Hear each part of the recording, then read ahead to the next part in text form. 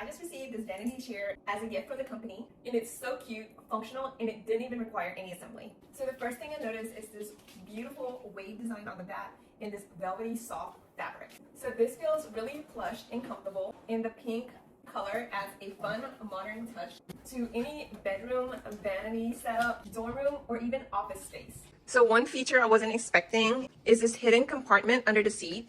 You just lift the cushion and you have space to store your makeup, hair accessories, books, chargers, and other items. If you're working with a smaller space, this is a really nice bonus. So the other thing is this nice 360 easy to turn swivel chair. So this is going to be an upgrade to any desk or vanity that you have.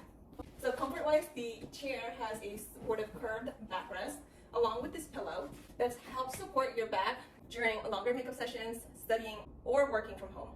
So the cushion is filled with high-density foam, so it feels supportive without it being too firm. The best part about this is it arrived fully assembled.